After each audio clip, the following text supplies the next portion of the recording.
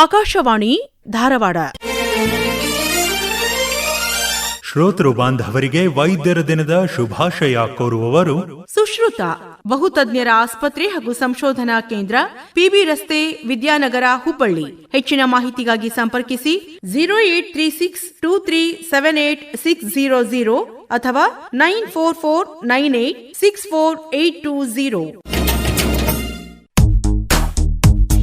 ಸುಶ್ರುತ ಬಹುತಜ್ಞರ ಆಸ್ಪತ್ರೆ ಹಾಗೂ ಸಂಶೋಧನಾ ಕೇಂದ್ರದಲ್ಲಿ ಲಭ್ಯವಿರುವ ಸೌಲಭ್ಯಗಳು: ಜನರಲ್ ಮೆಡಿಸಿನ್, ಜನರಲ್ ಸರ್ಜರಿ, ಸ್ತ್ರೀ ರೋಗ ಶಾಸ್ತ್ರ ಮತ್ತು ಪ್ರಸೂತಿ, ಪೀಡಿಯಾಟ್ರಿಕ್ಸ್, ಶ್ವಾಸಕೋಶ ಶಾಸ್ತ್ರ, ಮೂಳೆ ಚಿಕಿತ್ಸೆ ಮತ್ತು ಜಂಟಿ ಬದಲಿ, ನರವಿಜ್ಞಾನ ಮತ್ತು ನರ ಶಸ್ತ್ರಚಿಕಿತ್ಸೆ, ಚರ್ಮಶಾಸ್ತ್ರ, ನೆಫ್ರಾಲಜಿ, ಕಿವಿ, ಗಂಟಲು, ಮೂಗು ಶಸ್ತ್ರಚಿಕಿತ್ಸೆ, ಪ್ಲಾಸ್ಟಿಕ್ ಮತ್ತು ಸೌಂದರ್ಯದ ಶಸ್ತ್ರಚಿಕಿತ್ಸೆ, ಗ್ಯಾಸ್ಟ್ರೋ ಎಂಟರಾಲಜಿ, ಆಂಕಾಲಜಿ ಹಾಗೂ ಆಂಕೋ ಸರ್ಜರಿ, ಡೆಂಟಲ್ ಸೈನ್ಸಸ್, ಹೃದ್ರೋಗ, ನವಜಾತ ಶಿಶು ತೀವ್ರ ನಿಗಾ ಘಟಕ, ಪ್ರಮುಖ ಓಟಿ, ವಿಶೇಷ ಕೊಠಡಿಗಳು, ಸಾಮಾನ್ಯ ವಾರ್ಡ್, ತುರ್ತು ಸೇವೆ, ಆಂಬ್ಯುಲೆನ್ಸ್ ಸೇವೆ ಹಾಗೂ ಫಾರ್ಮಸಿ. ರಾಜ್ಯ ಸರ್ಕಾರದ ಎಲ್ಲಾ ವಿಮಾ ಯೋಜನೆಗಳು, ಖಾಸಗಿ ಆರೋಗ್ಯ ವಿಮೆಗಳು ಲಭ್ಯ. CT scan, USG colour Doppler, 2D echo, TMT, X-ray ಎಲ್ಲವೂ ಲಭ್ಯ. ಸುಶ್ರುತ ಬಹುತಜ್ಞರ ಆಸ್ಪತ್ರೆ ಹಾಗೂ ಸಂಶೋಧನಾ ಕೇಂದ್ರ, ಹುಬ್ಬಳ್ಳಿ.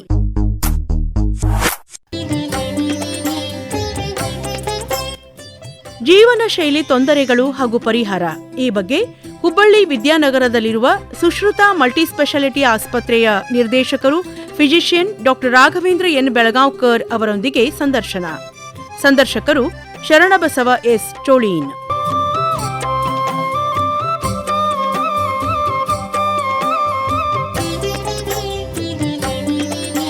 ಆತ್ಮೀಯ ಕೇಳುಗರೆ, ವೈದ್ಯರ ದಿನದ ಶುಭಾಶಯಗಳು. ಇವತ್ತು ನಮ್ಮ ಜೊತೆಗೆ ಒಬ್ಬ ಹಿರಿಯ ವೈದ್ಯರಿದ್ದಾರೆ, ಯಶಸ್ವಿ ವೈದ್ಯರು, ಡಾಕ್ಟರ್ ರಾಘವೇಂದ್ರ ಬೆಳಗಾಂವ್ಕರ್ ಅವರು. ಸುಶ್ರುತ ಮಲ್ಟಿಸ್ಪೆಷಾಲಿಟಿ ಆಸ್ಪತ್ರೆಯ ನಿರ್ದೇಶಕರು ಹಾಗೂ ಫಿಸಿಷಿಯನ್. ಅವರು ಬಹಳ ವಿಸ್ತೃತವಾಗಿ ನಮ್ಮ ಜೊತೆಗೆ ನಮ್ಮ ಜೀವನ ಶೈಲಿ ತೊಂದರೆಗಳು ಏನು, ಅವುಗಳಿಗೆ ಏನು ಪರಿಹಾರ ಇದೆ, ಈ ಕುರಿತಂತೆ ಸೂಕ್ಷ್ಮವಾಗಿ ಮಾತನಾಡಲಿದ್ದಾರೆ. ವೈದ್ಯೋ ನಾರಾಯಣೋ ನಮಃ. ಅಂದರೆ ಇವತ್ತು ವೈದ್ಯರ ದಿನ, ವೈದ್ಯರ ಸೇವೆಯನ್ನು ನಾವೆಲ್ಲ ಸ್ಮರಿಸುವಂಥ ದಿನ. ಯಾಕಂದರೆ ನಮ್ಮ ದೇಹನೇ ಒಂದು ವೈದ್ಯವಾಗಿ ಕೆಲಸ ಮಾಡ್ತದೆ. ಏನಾದ್ರು ಸಣ್ಣಪುಟ್ಟ ತೊಂದರೆ ಆದರೆ ದೇಹಕ್ಕೆ ತನ್ನನ್ನು ತಾನು ಸರಿ ಮಾಡ್ಕೊಳ್ಳೋದು ಗೊತ್ತು. ಆದರೆ ನಾವು ಸಣ್ಣಪುಟ್ಟ ತೊಂದರೆಗಳನ್ನು ನಾವು ಮಾಡೋದಿಲ್ಲ, ದೊಡ್ಡ ದೊಡ್ಡ ತೊಂದರೆಗಳನ್ನು ಮಾಡ್ತೀವಿ. ಹೀಗಾಗಿ ವೈದ್ಯರು ಬೇಕಾಗ್ತದೆ.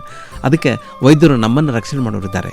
ಅವರು ಇರೋದ್ರಿಂದ ಇವತ್ತು ನಮಗೆ ಹೆಚ್ಚು ಆಯುಷ್ಯದ ಒಂದು ಕನಸು ಕಾಣ್ತಾ ಇದ್ದೀವಿ. ಅದಕ್ಕಾಗಿ ವೈದ್ಯರನ್ನು, ಅವರ ಒಂದು ಸೇವೆಯನ್ನು ಸ್ಮರಿಸ್ತಾ ಡಾಕ್ಟರ್ ರಾಘವೇಂದ್ರ ಬೆಳಗಾಂವ್ಕರ್ ಅವರನ್ನು ನಿಮ್ಮೆಲ್ಲರ ಪರವಾಗಿ ಸ್ವಾಗತ ಮಾಡ್ತಾ ಇದ್ದೆ. ನಮಸ್ಕಾರ ಡಾಕ್ಟರ್ ರಾಘವೇಂದ್ರ. ನಮಸ್ಕಾರ.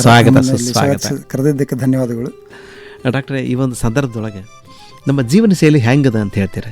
ನಾವು ದೈಹಿಕವಾಗಿ ಮತ್ತು ಮಾನಸಿಕವಾಗಿ ಆರೋಗ್ಯಕರವಾಗಿ ಇರಬೇಕಾದ್ರೆ ನಮ್ಮ ಜೀವನ ಶೈಲಿ ಮತ್ತು ನಮ್ಮ ಆಹಾರ ಬಹಳ ಪ್ರಾಮುಖ್ಯತೆ ಇರ್ತದೆ. ನಾವು ಮೊದಲಿಂದನೂ ನಮ್ಮ ಕಲ್ಚರ್ನಲ್ಲಿ, ನಮ್ಮ ಭಾರತೀಯ ಸಂಸ್ಕೃತಿಯೊಳಗೆ ನಾವು ಏನು ತಿನ್ನಬೇಕು, ಹೆಂಗೆ ದೈಹಿಕವಾಗಿ ನಮ್ಮ ದೇಹವನ್ನು ಕಾಪಾಡ್ಕೊಂಡು ಹೋಗಬೇಕು ಮತ್ತು ಮಾನಸಿಕ ಆರೋಗ್ಯವನ್ನು ಹೆಂಗೆ ಕಾಪಾಡ್ಕೊಂಡು ಹೋಗಬೇಕು ಅಂತ ಇದು ಮೊದಲಿಂದನೂ ಬಂದದ್ದೇನಿದೆ. ನಮ್ಮ ಪದ್ಧತಿಗಳಿದ್ದಾವೆ. ಉಪವಾಸ ಮಾಡೋದು, ವ್ಯಾಯಾಮ ಮಾಡೋದು, ಯೋಗ ಮಾಡೋದು, ಮತ್ತು ನಾವು ಮೆಡಿಟೇಷನ್ ಮಾಡ್ತೀವಿ. ಇವೆಲ್ಲ ಪದ್ಧತಿಗಳು ಮೊದಲಿಂದನೂ ನಮಗೆ ನಮ್ಮ ಹಿರಿಯರು ಕಲಿಸಿದ್ದಾರೆ. ಇವು ನಮ್ಮ ದೈಹಿಕ ಮತ್ತು ಮಾನಸಿಕ ಆರೋಗ್ಯ ಎರಡಕ್ಕೂ ನಾವು ಸುಖವಾಗಿರಲಿಕ್ಕೆ ಸಹಾಯ ಮಾಡ್ತವೆ.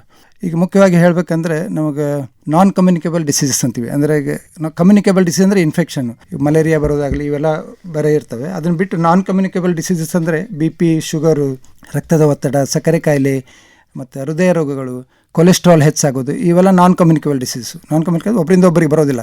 ಬಟ್ ಇವಕ್ಕೆ ಕಾರಣಗಳು ಅಂದರೆ ಒಂದು ಜೆನೆಟಿಕ್ ಇರ್ತದೆ. ಅಂದರೆ ನಮ್ಮ ಮನೆತನದಲ್ಲೂ ಒಂದು ಏನಾದರೂ ಜೀನ್ಸ್ನಲ್ಲಿ ಡಿಫೆಕ್ಟ್ ಇದ್ರೆ ಬರ್ತದೆ. ಬಟ್ ಅದಕ್ಕಿಂತ ಮುಖ್ಯವಾಗಿ ಅದನ್ನು ಪ್ರೆಸಿಪಿಟೇಟ್ ಮಾಡೋದು, ನಮ್ಮ ಜೀವನದಲ್ಲಿ ಬರೋ ಹಂಗೆ ಮಾಡೋದು ನಮ್ಮ ಜೀವನ ಶೈಲಿ. ಅದರಲ್ಲಿ ಏನಿದೆ ಅಂದರೆ ನಾವು ವ್ಯಾಯಾಮ ಮಾಡೋದು ಮತ್ತು ನಾವು ಏನು ತಿಂತೀವಿ, ಅದು ಆಹಾರವನ್ನು ಏನು ತೊಗೋತೀವಿ ಅದು. ಈಗ ಎಲ್ಲರದು ಒಂಥರ ಸೆಡೆಂಟರಿ ಲೈಫ್ ಸ್ಟೈಲ್ ಆಗಿದೆ, ಕೂತ್ಕೊಂಡೇ ಕೆಲಸ ಮಾಡೋದು. ಮೊದಲೇ ನಮ್ಮ ತಂದೆಯವರು, ಅವ್ರ ತಂದೆಯವರಾಗಲಿ ಜೀವನದಲ್ಲಿ ಎಷ್ಟು ನಡೀತಿದ್ರಲ್ಲ, ದಿನಲೂ ಬೆಳಗ್ಗೆ ಎದ್ದು ಕೂಡಲೇ ತಮ್ಮ ಕೆಲಸ ಸಲುವಾಗಿ ಎಷ್ಟು ನಡೀತಾರೆ ಅಷ್ಟು ನಾವು ನಡೆಯೋದೇ ಇಲ್ಲ. ಹಾರ್ಡ್ಲಿ ಒಂದು ಅರ್ಧ ತಾಸು ನಾವು ನಡೆದ್ರೂ ಭಾಳ ಆಯ್ತು ಈಗ. ಸೊ ಇದೊಂಥರ ಸೆಡೆಂಟರಿ ಲೈಫ್ ಸ್ಟೈಲು, ನಮಗೇನು ವ್ಯಾಯಾಮನೇ ಇರೋದಿಲ್ಲ. ಅದರಿಂದ ಇವೆಲ್ಲ ನಾನ್ ಕಮ್ಯುನಿಕೇಬಲ್ ಡಿಸೀಸ್ ಅಂತೀವಲ್ಲ, ಇವು ಬರೋ ಸಾಧ್ಯತೆಗಳು ಭಾಳ ಹೆಚ್ಚಾಕೋತ ಹೊಂಟಿದ್ದಾವೆ. ಅದಕ್ಕೆ ಒಂದು ಜನ್ರೇಷನ್ ಆಗಿ ಮುಂದಿನ ಜನ್ರೇಷನ್ ಅವು ಬರೋ ಸಾಧ್ಯತೆಗಳು ಹೆಚ್ಚಿನ ಆಗ್ತಾ ಇದ್ದಾವೆ. ಈಗ ನಮ್ಮಕ್ಕಿಂತ ಮೊದಲಿನ ಜನ್ರೇಷನ್ದವ್ರಿಗೆ 60 ವರ್ಷಕ್ಕೆ ಬಂದರೆ BP, ಶುಗರ್ ಈಗಿನ ಜನ್ರೇಷನ್ದಾಗ 50 ವರ್ಷಕ್ಕೆ ಬರ್ತವೆ. ಈಗ ಮುಂದಿನ ಜನ್ರೇಷನ್ 30-40 ವರ್ಷಕ್ಕೆ ಬರ್ತವೆ. ಅದಕ್ಕೆ ನಾವಾಗ ಎಷ್ಟೋ ಜನರಿಗೆ ನೋಡಿದ್ದೀವಿ ಯಂಗ್ ಏಜ್ನೊಳಗೆ ಹಾರ್ಟ್ ಅಟ್ಯಾಕ್ ಆಗೋದು, 30 ವರ್ಷಕ್ಕೆ ಹಾರ್ಟ್ ಅಟ್ಯಾಕ್ ಆಗೋದು. ಎಷ್ಟೋ ಜನ ವ್ಯಾಯಾಮ ಮಾಡೋರಿಗೂ ಆಗ್ತಿರ್ತಾವೆ. ಇವೆಲ್ಲದಕ್ಕೂ ಜೀವನ ಶೈಲಿಯೇ ಕಾರಣ. ಇದ್ರದ್ದು ಇನ್ನೊಂದು ಮುಖ್ಯವಾದದ್ದಂದ್ರೆ ಆಹಾರ. ನೀವೇನು ಹೇಳಿದ್ರಲ್ಲ, ಏನು ತಿನ್ನಬೇಕು ಅನ್ನೋದು. ತಿನ್ನೋದು ಯಾವಾಗಲೂ ಬದುಕಲಿಕ್ಕೆ ಅಂತ ಹೇಳಿ ತಿನ್ನಬೇಕು, ತಿನ್ಲಿಕ್ಕೆ ಅಂತ ಹೇಳಿ ಬದುಕಬಾರ್ದು.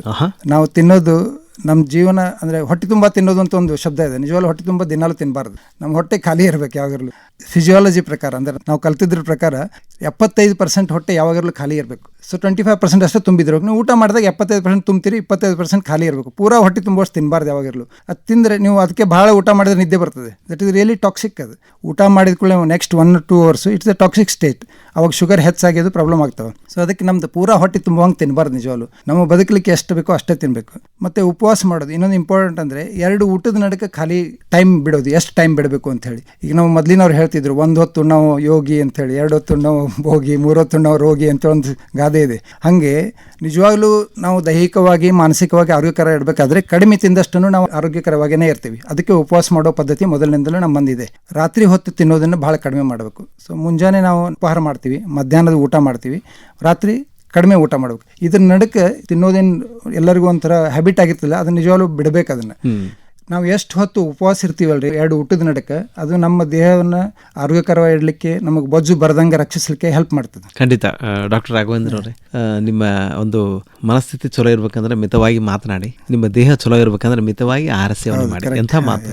ಇವತ್ತು BP ಅಂತದಲ್ಲ, ಅದು ಒಂದು ಸೈಲೆಂಟ್ ಕಿಲ್ಲರ್ ಅಂತಾರೆ. ಎಷ್ಟೋ ಜನಕ್ಕೆ ಇವತ್ತು ಪಾಪ ಪ್ಯಾರಲೈಸಿಸ್ ಆಗಿಬಿಡ್ತದೆ, ಅವ್ರಿಗೆ ಹೇಳದೆ ಬಂದ್ಬಿಡ್ತದೆ.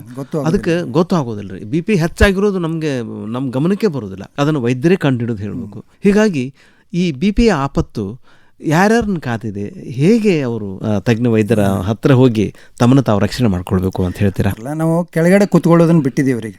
ಕೆಳಗಡೆ ಚಪ್ಪಾಳೆ ಹಾಕೊಂಡು ಕೆಳಗೆ ಕೂತ್ಕೊಂಡು ಊಟ ಮಾಡೋದನ್ನ ಯಾರು ಮಾಡ್ತಾ ಇಲ್ಲ. ಎಲ್ಲರೂ ಡೈನಿಂಗ್ ಟೇಬಲ್ ಮೇಲೆ ಮಾಡ್ತಾರೆ. ಅದು ನಿಜವಾಗ್ಲೂ ಆರೋಗ್ಯಕ್ಕೆ ಒಳ್ಳೆಯದಲ್ಲ. ನಿಜವಾಗ್ಲೂ ಕೆಳಗೆ ಕೂತ್ಕೊಂಡು ಮಾಡಬೇಕು. ಅದಕ್ಕೂ ಸೈಂಟಿಫಿಕ್ ರೀಸನ್ ಇದೆ. ಈಗ BP ಬಗ್ಗೆ, BP ಶುಗರ್ ಇವೆಲ್ಲ ಇರ್ತಾವಲ್ಲ, ಯೂಶ್ವಲಿ ನಿಮಗೆ BP ಬಂದು ನೀವು ವೈದ್ಯರ ಹತ್ರ ಹೋಗಿ ನಿಮಗೆ ಏನಾದರೂ ತ್ರಾಸಾಗಿ ವೈದ್ಯರ ಹತ್ರ ಗೊತ್ತಾಗೋ ಹೊತ್ತಿಗೆ 4ರಿಂದ 5 ವರ್ಷ ಆಗಿಬಿಟ್ಟಿರ್ತದೆ. ಅಲ್ಲಿವರೆಗೆ ಅದೇನು ಒಳಗಡೆ ಆರೋಗ್ಯ ನಮ್ಮ ಅವಯವಗಳಿಗೆ ಹಾನಿ ಮಾಡಬೇಕಾಗಿರ್ತಲ್ಲ, ಅದನ್ನೆಲ್ಲ ಮಾಡಿಬಿಟ್ಟಿರ್ತದೆ. ಅದು ಗೊತ್ತಾಗೋದಿಲ್ಲ. ಅದಕ್ಕೆ ಈಗಿನ ನಾವೀಗ ಸೆಡೆಂಟರಿ ಲೈಫ್ ಸ್ಟೈಲ್ ಇರ್ತಾವಲ್ಲ, ಈಗ ಎಲ್ಲರೂ ಇಂಜಿನಿಯರ್ಗಳಿದ್ದಾರೆ, ಎಲ್ಲರೂ ಆಫೀಸ್ ವರ್ಕು, ಎದ್ದು ಹೋಗೋದಿಲ್ಲ, ಕಂಪ್ಯೂಟರ್ ಮುಂದೆ ಕೂತ್ಕೊಳ್ಳೋದು. ಎಸ್ಪೆಷಲಿ ಅಂಥವ್ರು 35 ವರ್ಷದಿಂದ 40 ವರ್ಷಕ್ಕೆ ರೆಗ್ಯುಲರ್ ಆಗಿ ಒಂದು ಆರೋಗ್ಯ ತಪಾಸಣೆ ಮಾಡಿಸ್ಕೊಳ್ಳೋದು ಒಳ್ಳೆಯದು. ಅಂದರೆ ಇವೆಲ್ಲ BP ಶುಗರ್ ಇದ್ದಿದ್ದು ಗೊತ್ತಾಗ್ತದೆ. ಅಟ್ಲೀಸ್ಟ್ ವರ್ಷಕ್ಕೊಂದು ಸಾರಿ ಮಾಡಿಸ್ಕೋಬೇಕು. ಅದರಲ್ಲಿ ಹೈ ರಿಸ್ಕ್ ಪೇಷಂಟ್ ಅಂತೀವಿ ನಾವು. ಅಂದರೆ ಯಾರಿಗೆ ಬರೋ ಚಾನ್ಸ್ ಹೆಚ್ಚಿರ್ತದೆ. ಅಂದರೆ ನಿಮ್ಮ ತಂದೆ ತಾಯಿಗೆ BP ಶುಗರ್ ಇದ್ದರೆ, ನಿಮಗೆ ಬೊಜ್ಜಿದ್ರೆ, ಒಬೇಸ್ ಇದ್ದರೆ, ನಿಮ್ಗೆ ಏನಾದರೂ ಹ್ಯಾಬಿಟ್ಸ್ ಇದ್ದರೆ ಲೈಕ್ ಸ್ಮೋಕಿಂಗು, ಟೊಬ್ಯಾಕೋ, ಆಲ್ಕೋಹಾಲ್ ಇದ್ದರೆ, ಅವರು ಅದಕ್ಕೆ ಹೆಚ್ಚಿಗೆ ಕಾಳಜಿ ವಹಿಸಿ ಮೊದಲೇ ಪರೀಕ್ಷೆ ಮಾಡಿಕೊಳ್ಳೋದು ಒಳ್ಳೆಯದು. ಡಾಕ್ಟರ್ ರಾಘವೇಂದ್ರ ಬೆಳಗಾಂಕರ್ ಅವರೇ, ಭಾಳ ಅತ್ಯುತ್ತಮವಾದ ಮಾಹಿತಿ ನೀಡ್ತಾ ಇದ್ದಾರೆ. ಈಗ ಭಾರತ ಒಂದು ಸಕ್ಕರೆ ರೋಗದ ರಾಜಧಾನಿ ಆಗಿಬಿಟ್ಟದೆ. ಶುಗರ್, ಅದು ಡಯಾಬಿಟಿಸ್ ಅನ್ನೋದು ಅದು ಸರ್ವೇ ಸಾಮಾನ್ಯ ಆಗಿದೆ. 50 ನಂತರ ಸಾಕಷ್ಟು ಸರ್ವೇ ಸಾಮಾನ್ಯವಾಗಿ ಬರ್ತಾ ಇದೆ. ಏನು ಇದರ ಒಂದು ತೊಂದರೆ, ಯಾವ ರೀತಿ ಮನುಷ್ಯನ ಹಿಂದೆ ಹಿಪ್ಪೆ ಮಾಡ್ತದೆ, ಅಂದರೆ ಸಕ್ಕರೆ ಪ್ರಮಾಣ ತುಂಬ ಜಾಸ್ತಿ ಆದರೆ ಏನು ದೇಹದ ಮೇಲೆ ವ್ಯತಿರಿಕ್ತ ಪರಿಣಾಮ ಆಗ್ತದೆ, ಹೇಗೆ ಅದನ್ನು ನಿಯಂತ್ರಣದಲ್ಲಿ ಇಟ್ಕೊಳ್ಬೇಕು, ಮತ್ತು ಸಕ್ಕರೆ ರೋಗ ಬರ್ದಂಗೆ ನಾವೇನು ಕಾಳಜಿ ತೆಗೆದುಕೊಳ್ಬೇಕು ಹೇಳ್ಬೋದು? ನಮ್ಮ ಜಗತ್ತಿನೊಳಗೆ ಸಕ್ಕರೆ ರೋಗದ ಕ್ಯಾಪಿಟಲ್ ಆಗ್ತದೆ ಅಂತೇಳಿ ಎಲ್ಲರೂ ಹೇಳ್ತಾರೆ. ಅದು ನಿಜವಾಗ್ಲೂ ಹೆಮ್ಮೆ ಪಡುವಂಥದ್ದಲ್ಲ, ಅದು ದುಃಖ ಪಡುವಂಥದ್ದು ಆಗಬಾರ್ದು. ನಿಜವಾಗ್ಲೂ ಅದು ಸಕ್ಕರೆ ಅನ್ನೋದು ಇಟ್ಸ್ ಅ ವೈಟ್ ಟಾಕ್ಸಿನ್. ನಿಜವಾಗ್ಲೂ ಸಕ್ಕರೆ ಮತ್ತು ಉಪ್ಪು ಇವೆರಡಕ್ಕೂ ಬಿಳಿ ನೀವು ವಿಷಾನು ಅನ್ಬೋದು ಅವಕ್ಕೆ. ನಿಜವಾಗ್ಲೂ ಅವೆಲ್ಲ ರಿಫೈನ್ಡ್ ಫುಡ್ಸು. ಸಕ್ಕರೆ ರೋಗ ಬರಲಿಕ್ಕೆ ಜೆನೆಟಿಕ್ ರೀಸನ್ ಇರ್ತದೆ. ಅಂದರೆ ನಿಮ್ಮ ಮನೆತನದಲ್ಲಿ ಸಕ್ಕರೆ ರೋಗ ಇದ್ದರೆ, ನಿಮ್ಮ ತಂದೆ ತಾಯಿಗೆ ಸಕ್ಕರೆ ರೋಗ ಇದ್ದರೆ ನಿಮಗೆ ಬರೋ ಚಾನ್ಸ್ ಹೆಚ್ಚಿರ್ತದೆ. ಬಂದೇ ಬರ್ತದೆ ಅಂತಲ್ಲ, ಬಟ್ ಅದು ಯಾವಾಗ ಬರ್ತದೆ ಅಂದರೆ ನೀವು ರಿಫೈನ್ಡ್ ಫುಡ್ ತಿಂದರೆ. ಒಂದು ಸೆಡೆಂಟರಿ ವರ್ಕ್ ಸ್ಟೈಲ್ ಅಂತ ನಾನು ಹೇಳಿದ್ನಲ್ಲ, ಅಂದರೆ ಏನು ವ್ಯಾಯಾಮನ ಮಾಡದೆ ಮುಂಜಾನೆ ಸಂಜೆವರೆಗೆ ಕೂತ್ಕೊಂಡೇ ಕೆಲಸ ಮಾಡೋದು. ಮತ್ತು ಈಗ ರಿಫೈನ್ಡ್ ಫುಡ್ ಅಂದರೆ ಪ್ಯಾಕ್ಡ್ ಫುಡ್, ಎಲ್ಲ ಡಬ್ಬಿಯಲ್ಲೇ ಬಂದಂಥದ್ದು ತಿಂತಾ ಇದೀವಲ್ಲ, ಅದು that is the most toxic thing. Maida, ಸಕ್ಕರೆ, ಬೆಲ್ಲನೂ ಹಾಗೆ ನಿಜವಾಗ್ಲೂ ಟಾಕ್ಸಿಕ್. ಬೆಲ್ಲ, ಸಕ್ಕರೆ ಎಲ್ಲ ಒಂದೇ. ಸೊ ಇವೆಲ್ಲ ರಿಫೈನ್ಡ್ ಫುಡ್ ತಿನ್ನೋದ್ರಿಂದ ಈ ಬೊಜ್ಜು ಬರೋದು, ಅದ್ರ ಜೊತೆಗೆ ಡಯಾಬಿಟಿಸ್ ಬರೋ ಚಾನ್ಸ್ ಹೆಚ್ಚು. ಸೊ ಸಕ್ಕರೆ, ಸ್ವೀಟ್, ನಾವೇನು ಸ್ವೀಟ್ ಅಂತೀವಿ, ಅದು ಮೈದಾ, ಯಾವುದು ಈಸಿಲಿ ಡೈಜೆಸ್ಟ್ ಆಗ್ತದಲ್ರಿ, ಅಂದರೆ ಇನ್ಕ್ಲೂಡಿಂಗ್ ಜ್ಯೂಸ್. ನಿಜವಾಗ್ಲೂ ಜ್ಯೂಸ್ ಕೊಡೋದನ್ನು ಒಳ್ಳೆಯದಲ್ಲ. ಎಲ್ಲರೂ ಜ್ಯೂಸ್ ಕೊಡೋದು ಒಳ್ಳೆ ಅಂತಾರೆ, ಬಟ್ ನಿಜವಾಗ್ಲೂ ಹಣ್ಣು ತಿನ್ನಬೇಕು. ಯಾಕಂದರೆ ಅದು ಹಣ್ಣಿನೊಳಗಿರುವಂಥ ತೊಳೆ ನಮ್ಮ ದೇಹಕ್ಕೆ ಹೆಲ್ಪ್ ಮಾಡ್ತದೆ. ಅದರಲ್ಲಿ ಮೈಕ್ರೋ ನ್ಯೂಟ್ರಿಯೆಂಟ್ಸ್ ಇರ್ತವೆ, ಅದು ನಮ್ಮ ಕರುಳಿನ ಆರೋಗ್ಯಕ್ಕೆ ಹೆಲ್ಪ್ ಮಾಡ್ತದೆ. ಸೊ ಪೂರಾ ಹಣ್ಣು ತಿನ್ನಬೇಕು, ಅದ್ರ ಬದಲಿಗೆ ಜ್ಯೂಸ್ ಕೊಡೋದು ಒಳ್ಳೆಯದಲ್ಲ ಅದು. ಸೊ ಹಿಂಗೆ ಯಾವುದು ರಿಫೈನ್ಡ್ ಫುಡ್ ಇರ್ತದಲ್ಲ ಅದನ್ನೆಲ್ಲ ಬಿಟ್ಟು ತಾಜಾ ಇದ್ದಂಥ ಆಹಾರವನ್ನು ತಿನ್ನೋದ್ರಿಂದ ಈ ಡಯಾಬಿಟಿಸ್ ಬರೋದನ್ನು ನಾವು ಪ್ರಿವೆಂಟ್ ಮಾಡ್ಬೋದು. ಅದರ ವ್ಯಾಯಾಮನೂ ಭಾಳ ಮುಖ್ಯ. ಅದರ ಜೊತೆಗೆ ವ್ಯಾಯಾಮ ಮಾಡೋದು. ಡಾಕ್ಟರ್ ರಾಘವೇಂದ್ರ ಅವರೇ, ನೋಡ್ರಿ, ಈಗ ಒಂದು ಕಾಲ ಇತ್ತು ಬರೀ ಸಾಂಕ್ರಾಮಿಕ ರೋಗಗಳು ಮಾತ್ರ ಬಾಧಿಸ್ತಿದ್ವು. ಎಷ್ಟೋ ಜನ ಸಾಕಷ್ಟು ಹಿರಿಯರನ್ನು ನಾವು ಕಳ್ಕೊಂಡಿವಿ. ಆದರೆ ಈಗ ಆ ಸಾಂಕ್ರಾಮಿಕ ರೋಗಗಳು ಮಾಯಾಗ್ಯಾವು. ಈ ಜೀವನ ಶೈಲಿ ತೊಂದರೆಗಳು ಬಹಳ ತೊಂದರೆ ಮಾಡ್ತಾಯಿವು. ತಾವು ಸಾಕಷ್ಟು ರೋಗಿಗಳನ್ನು ನೋಡಿದ್ದೀರಿ. ಮೊದಲು ಸಾಂಕ್ರಾಮಿಕ ರೋಗಗಳು ಕೂಡ ತಾವು ಡೆಂಗು ಆಯಿತು, ಕಾಲರ ಆಯಿತು, ಇವುಗಳಿಗೆಲ್ಲ ಔಷಧ ಇದೆ, ಅದ್ರ ತಕ್ಕಂಗೆ ಪರಿಹಾರ ಇದ್ದೇ ಇದೆ. ಈ ವಿಶೇಷವಾಗಿ ಇವು ನಮಗೆ ಬಂದಿದೆ ಅಂತ ಗೊತ್ತಾಗೋದೇ ಭಾಳ ತಡವಾಗಿರುತ್ತೆ. ಈ ಶುಗರ್ ಮತ್ತು BP ಇವೆರಡೂ ಇಟ್ಕೊಂಡು ನಾವು ಆರೋಗ್ಯವಾಗಿ ಇರ್ಬೋದಾ? ಹೇಗೆ ತಜ್ಞರ ಸಲಹೆ ಪಡ್ಕೊಂಡು ನಾವು ಅವುಗಳ ಒಂದು ಆಕ್ರಮಣವನ್ನು ಕಡಿಮೆ ಮಾಡಿಕೊಂಡು ಆರೋಗ್ಯದಾಯಕವಾಗಿ ಜೀವನ ಮಾಡ್ಬೋದಾ? ಈಗ ಸಾಂಕ್ರಾಮಿಕ ರೋಗಗಳು ಮತ್ತು ನಾನ್ ಕಮ್ಯುನಿಕೇಬಲ್ ಡಿಸೀಸ್, ಸಾಂಕ್ರಾಮಿಕ ಅಲ್ಲದ ರೋಗಗಳು ಅಂತ ಈಗ 19ನೇ ಸೆಂಚುರಿ ಒಳಗೆಲ್ಲ ಮೊದಲು ಹೆಚ್ಚಿಗೆ ಎಲ್ಲ ಡೆತ್ಗಳನ್ನು ಈಗ ಸಾಂಕ್ರಾಮಿಕ ರೋಗಗಳಿಂದ ಆಗ್ತಿತ್ತು. ಪ್ಲೇಗ್ ಆಗಲಿ, ಮಲೇರಿಯಾ ಆಗಲಿ, ಅವೆಲ್ಲ ಈಗೆಲ್ಲ ಅವನ್ನೆಲ್ಲ ನಾವು ಕಂಟ್ರೋಲ್ ಮಾಡಿದ್ವಿ. ಅವಕ್ಕೆಲ್ಲ ಟ್ರೀಟ್ಮೆಂಟ್ ಇದೆ ನಮ್ಮ ಹತ್ರ, ಕ್ಯೂರ್ ಮಾಡ್ತೀವಿ. ಬಟ್ ಇವು ನಾನ್ ಕಮ್ಯುನಿಕೇಬಲ್ ಡಿಸೀಸ್ ಏನಿದಾವಲ್ಲ, ಈಗ ನೀವು ಹೇಳಿದ್ರಲ್ಲ, ಬ್ಲಡ್ ಪ್ರೆಷರು ಅಂದ್ರೆ ರಕ್ತದ ಒತ್ತಡ, ಸಕ್ಕರೆ ಕಾಯಿಲೆ, ಕೊಲೆಸ್ಟ್ರಾಲ್ ಹೆಚ್ಚಾಗೋದು, ಹೃದಯ ಕಾಯಿಲೆಗಳು, ಇವೆಲ್ಲ ನಾನ್ ಕಮ್ಯುನಿಕೇಬಲ್ ಡಿಸೀಸ್. ಇವನ್ ಟ್ರೀಟ್ಮೆಂಟ್ ಕೊಡ್ಲಿಕ್ಕೆ ಬರ್ತದೆ. Prevention is more important treatment ಕೊಡೋದಕ್ಕಿಂತ. ಯಾಕಂದ್ರೆ ಒಂದ್ಸಾರಿ ಬಂದ ಮೇಲೆ ಅವು ನಮ್ಮ ಒಳಗಿನ ಅವಯವಗಳನ್ನ ಡ್ಯಾಮೇಜ್ ಮಾಡ್ಲಿಕ್ಕೆ ಚಾಲು ಮಾಡ್ತಾವೆ, ನಾವು ಎಷ್ಟೇ ಕಂಟ್ರೋಲ್ ಮಾಡಿದ್ರು. ಸೊ ಅದಕ್ಕೆ ಅದು ಬರದಂಗೆ ಪ್ರಿವೆಂಟ್ ಮಾಡೋದು ಒಂದು ಮುಖ್ಯ, ಅದು ಮೊದಲನೇ ಪಾಯಿಂಟ್. ಎರಡನೇದು, ನಿಮ್ಗೆ BP ಶುಗರ್ ಬಂದ ಮೇಲೂ ನೀವು ರೆಗ್ಯುಲರ್ ಆಗಿ ಪ್ರತಿ ಅವರು ನಿಮ್ಮ ವೈದ್ಯರು ನಿಮಗೆ ತಿಳಿಸಿದಂಗೆ 3 ತಿಂಗಳಿಗೆ 4 ತಿಂಗಳಿಗೆ ಒಂದ್ಸರಿ ಸಕ್ಕರೆ ಕಾಯಿಲೆ BP ಯನ್ನು ಪರೀಕ್ಷೆ ಮಾಡಿಕೊಂಡು ಅವುಗಳನ್ನು ಒಂದು ವ್ಯವಸ್ಥಿತ ರೀತಿಯಲ್ಲಿ ಕಂಟ್ರೋಲ್ ಮಾಡ್ಕೊಂಡು ಯಾವ ಲೆವೆಲ್ನಲ್ಲಿ ಇರಬೇಕು. ಈಗ BP 130 80ಕ್ಕಿಂತ ಕಡಿಮೆ ಇರಬೇಕು, ಶುಗರ್ 140ಕ್ಕಿಂತ ಕಡಿಮೆ ಇರಬೇಕು. ಅಷ್ಟು ನೀವು ಕಂಟ್ರೋಲ್ ಮಾಡ್ಕೋತಾ ಇದ್ದರೆ ಅದರಿಂದ ನಿಮ್ಮ ಅವಯವಗಳಿಗೆ ಡ್ಯಾಮೇಜ್ ಆಗಿ ಎಂಡ್ ಆರ್ಗನ್ ಡ್ಯಾಮೇಜ್ ಅಂತೀವಿ, ಅಂದರೆ ಹಾರ್ಟ್ ಡಿಸೀಸ್ ಬರೋದಾಗಲಿ, ಕಿಡ್ನಿ ಡಿಸೀಸ್ ಬರೋದಾಗಲಿ, ಸ್ಟ್ರೋಕ್ ಆಗೋದಾಗಲಿ, ಕಾಲುಗಳಿಗೆ ಗ್ಯಾಂಗ್ರೀನ್ ಆಗೋದಲ್ರಿ, ಇವನ್ನೆಲ್ಲ ಡೆಫಿನೆಟ್ಲಿ ಪ್ರಿವೆಂಟ್ ಮಾಡ್ಬೋದು. ಸೊ ನೀವು ವೈದ್ಯರ ಜೊತೆಗೆ ಇದನ್ನು ಕನ್ಸಲ್ಟೇಷನ್ ಮಾಡಿ ಅವರ ಸಲಹೆ ಮೇರೆಗೆ ಅದರಂಗೆ ನಡ್ಕೊಂಡ್ರೆ ಡೆಫಿನೆಟ್ಲಿ ಇವೆಲ್ಲ ಕಾಯಿಲೆಗಳನ್ನು ಪ್ರಿವೆಂಟ್ ಮಾಡ್ಬೋದು, ಟ್ರೀಟ್ ಮಾಡ್ಬೋದು, ಕಾಂಪ್ಲಿಕೇಶನ್ಗಳನ್ನು ತಡೆಯಬಹುದು. ಶೂರ್ ಆಗಿ ಅದ್ಭುತವಾದ ಮಾಹಿತಿ ಹೇಳ್ತಾ ಇದ್ದೀರಿ ಡಾಕ್ಟರ್ ರಾಘವೇಂದ್ರ ಬೆಳಗಾಂಕರ್ ಅವರೇ. ನಿಮಗೆ ಹೃತ್ಪೂರ್ವಕ ಧನ್ಯವಾದಗಳು.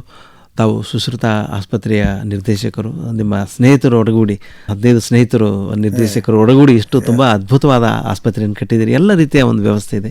ಸುಶ್ರುತ ಮಲ್ಟಿ ಸ್ಪೆಷಾಲಿಟಿ ಆಸ್ಪತ್ರೆ ಒಂದು ವಿದ್ಯಾನಗರ ಹುಬ್ಬಳ್ಳಿಯೊಳಗೆ ಒಂದು ವರದಾನವಾಗಿ ನಮ್ಮ ಉತ್ತರ ಕರ್ನಾಟಕದ ಸಾಕಷ್ಟು ಜನ ರೋಗಿಗಳಿಗೆ ಒದಗಿ ಬಂದದ. ನಾವು ನಿಮ್ಮನ್ನು ಅಭಿನಂದಿಸ್ತಾ ಇದ್ದೀವಿ. ಮತ್ತು ಮುಖ್ಯವಾಗಿ ಇವತ್ತು ಆಪ್ಟಿಮಮ್ ಹೆಲ್ತ್ ಅಂತೀವಿ, ಅಂದರೆ ಪರಿಪೂರ್ಣ ಆರೋಗ್ಯವನ್ನು ನಾವು ಕಾಪಾಡಿಕೊಳ್ಳೋ ನಿಟ್ಟಿನೊಳಗೆ ನಮ್ಮ ಕೇಳುಗ ಬಾಂಧವರೇ ನೋಡ್ರಿ, ಸರಿಯಾದ ಎಕ್ಸಸೈಸ್ ಇರಬೇಕು, ಆಮೇಲೆ ಊಟ ನಮ್ಮದು ಮಿತವಾಗಿರಬೇಕು ಮತ್ತು ಪೌಷ್ಟಿಕದಾಯಕವಾಗಿರಬೇಕು. ಹಾಗೆಯೇ ಒಂದು ನಿದ್ರೆ ಮಾಡೋದು, ರೆಸ್ಟ್ ಸರಿಯಾಗಿ ತೆಗೆದುಕೊಳ್ಬೇಕು. ಮತ್ತು ಅಂತಾರಾಷ್ಟ್ರೀಯ ಯೋಗ ದಿನವನ್ನು ನಾವು ಮಾಡ್ತೀವಿ, ನೀವು ಯೋಗ ಮಾಡುವಂಥದ್ದು. ಆಮೇಲೆ ಮುಖ್ಯವಾಗಿ ಧನಾತ್ಮಕ ಆಲೋಚನೆಗಳು. ಇವತ್ತು ನಾವು ಹೇಳಿದ್ರಲ್ಲಿ ಮಿತವಾಗಿ ಮಾತನಾಡಿ ನಿಮ್ಮ ಒಂದು ಆಲೋಚನೆಗಳ ಒಂದು ತೊಂದರೆ ಕಡಿಮೆ ಆಗ್ತದೆ ಅನ್ನೋದು. ಅದಕ್ಕೆ ನಾವು ಯಾವಾಗಲೂ ಕೂಡ ಧನಾತ್ಮಕವಾಗಿ ಆಲೋಚನೆ ಮಾಡಬೇಕು. ಇದು ಏನು ಮಾಡಲಿಕ್ಕೆ ಸಾಧ್ಯ ಅಂತ ವಿಚಾರ ಮಾಡಬೇಕು, ಪರಿಹಾರ ಅದಕ್ಕೆ ಇದೆ ಅನ್ನೋದನ್ನು ವಿಚಾರ ಮಾಡಬೇಕು. ಈ ನಿಟ್ಟಿನೊಳಗೆ ನಾವೆಲ್ಲ ವಿಚಾರ ಮಾಡೋಣ. ಧನಾತ್ಮಕ ಆಲೋಚನೆ, ಉತ್ತಮ ಆಹಾರ, ಪೌಷ್ಟಿಕವಾದ ಆಹಾರ ಮತ್ತು ವ್ಯಾಯಾಮ ಮತ್ತು ನಿದ್ರೆ, ಸರಿಯಾದ ವಿಶ್ರಾಂತಿ ಪಡೀಲಿಕ್ಕೆ ಸಾಧ್ಯ ಆದರೆ ಖಂಡಿತವಾಗಿ ಕೂಡ ವೈದ್ಯರ ಸಹಕಾರದೊಂದಿಗೆ ನೀವು ನಿಮ್ಮ ಶುಗರ್ BP ಇಂದಿಗೂ ಕೂಡ ಆರೋಗ್ಯದಾಯಕವಾಗಿರ್ಬೋದು ಅಂತ ಆಸೆ ಮಾಡ್ತಾ, ವೈದ್ಯರ ದಿನದ ಈ ಸಂದರ್ಭದೊಳಗೆ ಮತ್ತೊಮ್ಮೆ ಡಾಕ್ಟರ್ ರಾಘವೇಂದ್ರ ಬೆಳಗಾಂಕರ್ ಅವರಿಗೆ ಹೃತ್ಪೂರ್ವಕ ಅಭಿನಂದನೆಗಳು, ಧನ್ಯವಾದಗಳು. ಆತ್ಮೀಯ ಕೇಳುಗರೆ, ನಿಮ್ಮೆಲ್ಲರ ಪರವಾಗಿ ಮತ್ತೊಮ್ಮೆ ವೈದ್ಯರ ದಿನದ ಶುಭಾಶಯಗಳನ್ನ ಎಲ್ಲ ಪ್ರತಿ ವೈದ್ಯರಿಗೂ ಕೂಡ ನಾವು ಸಲ್ಲಿಸ್ತಾ ಇದ್ವಿ. ನಮಸ್ಕಾರ, ಧನ್ಯವಾದ. ನಮಸ್ಕಾರ. ನಮಸ್ಕಾರ.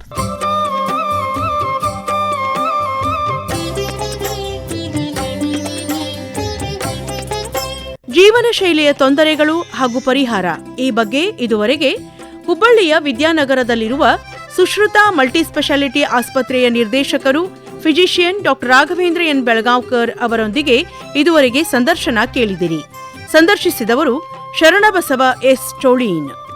ನೆರವು ನವೀನ್ ಮಹಾಲೆ ಹಾಗೂ ಅನಂತ ಪಾಟೀಲ್.